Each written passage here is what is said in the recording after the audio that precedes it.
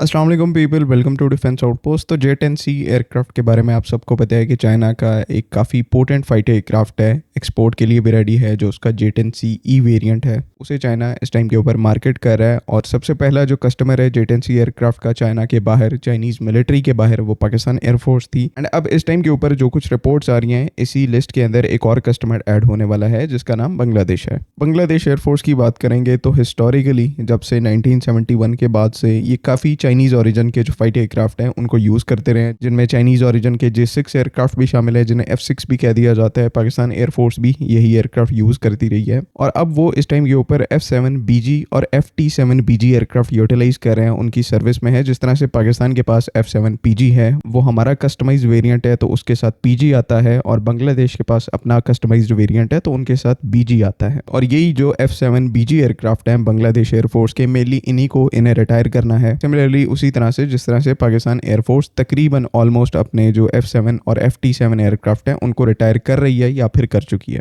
क्योंकि ऑब्वियसली यहाँ पर थर्ड जनरेशन के एयरक्राफ्ट हैं, पुरानी टेक्नोलॉजी है, आप इनको ज़्यादा देर फ्यूचर में स्ट्रेच नहीं कर सकते। एक टाइम फ्रेम था जिसमें ये एयरक्राफ्ट रेलिवेंट थे, इन्होंने अपनी सर्विसेज को परफॉर्म किया, पायलट्स को ट्रेन किया, लेकिन अब यहाँ पर वो जो टाइम फ्रेम है वो क्लोज होता जा रहा है। और नए जो मॉडर्न 4.5 जनरेशन के या 4 जनरेशन के फाइटर एयरक्राफ्ट हैं, जिनमें कैपेबल BVR कैपेबिलिटी हो, बियॉन्ड विजुअल रेंज कॉम्बैट की, तो उनकी इस टाइम के ऊपर नीड क्रिएट हो रही है। और बांग्लादेश इसी वजह से यहाँ पर जो नए फाइटर एयरक्राफ्ट है उनको परचेज करने के लिए देख रहा है। तकरीबन 32 के नंबर में इनकी सर्विस में जो चेंगडू F-7 एयरक्राफ्ट है वो मौजूद है, और 8 के करीब जो MiG-29 और उसके डिफरेंट वेरिएंट है वो इनकी सर्विस में है। और अनफॉर्चुनेटली ये जो फाइटर एयरक्राफ्ट का नंबर है बांग्लादेश एयरफोर्स को बहुत मिनिमल कैपेबिलिटी प्रोवाइड करता है। इनफैक्ट इनके नेबरहुड में जो कंट्री है म्यांमार, उसके पास भी JF-17 ब्लॉक 1 एयरक्राफ्ट है, जो कि बांग्लादेश एयरफोर्स की सर्विस में ये जो दोनों एयरक्राफ्ट है इनसे मोर कैपेबल है, बिकॉज वहां पर आपको BVR मिसाइल्स देखने को मिलती हैं, एंटी-शिप मिसाइल्स की कैपेबिलिटी है। तो मतलब म्यांमार जैसी कंट्री के पास भी एक फाइटर एयरक्राफ्ट है जो कि बांग्लादेश एयरफोर्स की सर्विस में हर एयरक्राफ्ट से बेटर है।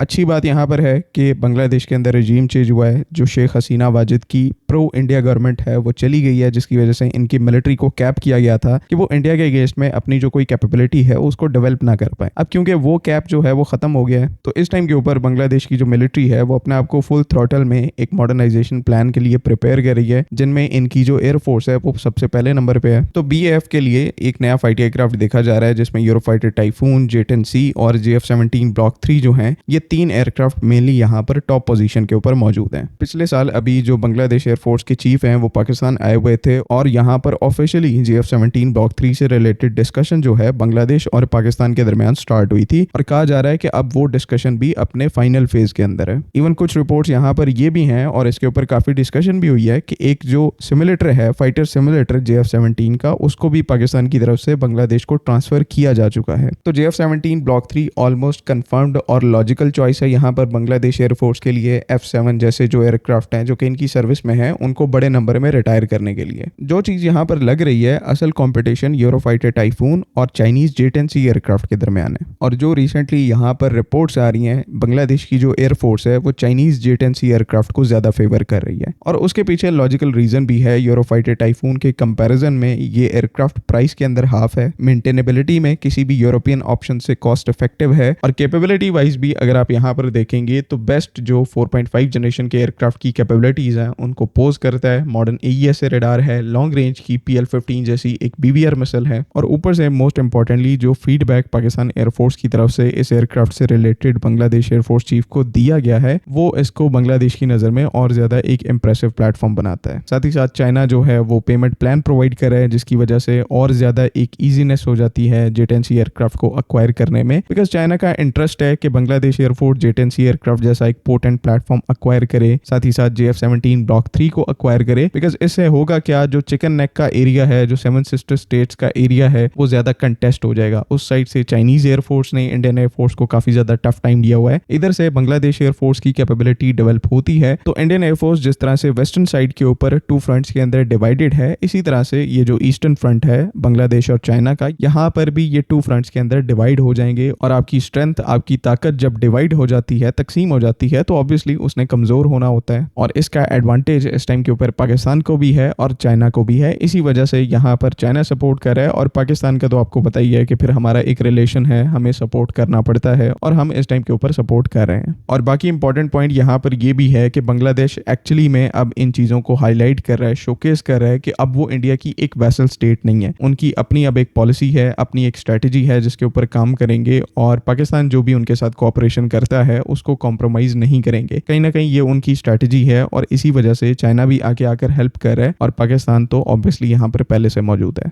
लेकिन एक इंपॉर्टेंट एस्पेक्ट यहाँ पर ये है कि जिन दो एयरक्राफ्ट की हम यहाँ पर बात करें हैं, JF-17 ब्लॉक 3 और J-10C, ये पाकिस्तान एयरफोर्स के साथ ये जो प्लेटफॉर्म्स हैं वो इतने ज़्यादा सक्सेसफुल क्यों थे? बिकॉज पाकिस्तान एयरफोर्स के अंदर इन प्लेटफॉर्म्स का पूरा इकोसिस्टम मौजूद है। नेशनल डेटा लिंक के ऊपर ये दोनों एयरक्राफ्ट जो हैं वो ऑप्टिमाइज्ड हैं। उसके बाद हमारे जो एवेक्स प्लेटफॉर्म है उनके साथ ये इंटरकनेक्टेड हैं। तो इन स्मार्ट और एजाइल प्लेटफॉर्म्स को इफेक्टिवली यूज करने के लिए जिस तरह से पाकिस्तान एयरफोर्स ने इनको मेक स्टैंड ऑफ में यूज किया, अगर बांग्लादेश एयरफोर्स इस तरह से यूज करना चाहती है इन एयरक्राफ्ट को, तो इन्हें भी पाकिस्तान की तरह अपनी एयरफोर्स के अंदर एक प्रॉपर नेट सेंट्रिक जो इकोसिस्टम है उसको एस्टैब्लिश करना पड़ेगा। नए एवैक्स एयरक्राफ्ट को शामिल करना पड़ेगा जो कि इस टाइम के ऊपर बांग्लादेश एयरफोर्स के पास कोई भी एवैक्स एयरक्राफ्ट मौजूद नहीं है। एंड उसके बाद भी यहाँ पर इंटीग्रेशन का बहुत लंबा प्रोसेस है जिसके बाद ये कहीं जाकर J-10C और JF-17 ब्लॉक 3 को उसके पूरे पोटेंशियल के ऊपर यूज कर पाएंगे। नहीं तो अकेले ये प्लेटफॉर्म जो हैं वो इस टाइम के ऊपर कुछ भी नहीं है। अगर इनके साथ इनका सपोर्टिंग इकोसिस्टम मौजूद नहीं है, नेट सेंट्रिक एनवायरनमेंट मौजूद नहीं है, तो इनके जो एडवांस्ड वेपन सिस्टम्स हैं PL-15 जैसे, उनसे आप उतना एडवांटेज जो है वो नहीं ले सकते। तो बांग्लादेश एयरफोर्स के लिए ये प्लेटफॉर्म्स भी इस टाइम के ऊपर इंपॉर्टेंट है और साथ ही साथ इनका जो नेटवर्क्ड इकोसिस्टम है वो भी उनके लिए इंपॉर्टेंट है और उन्हें एस्टैब्लिश करना पड़ेगा। तभी ये यहाँ पर इंडियन एयरफोर्स और ओवरऑल इंडिया की जो मिलिट्री है उसको क्रेडिबल थ्रेट पोज कर पाएंगे और अपनी जो डेटरेंस है, अपनी जो प्रोटेक्शन है उसको इंश्योर कर पाएंगे। So let's hope for the best. बाकी आई होप कि तमाम चीज़ें यहाँ पर क्लियर हैं। आपका क्या ओपिनियन है काइंडली उसको कमेंट्स में ज़रूर लिखें।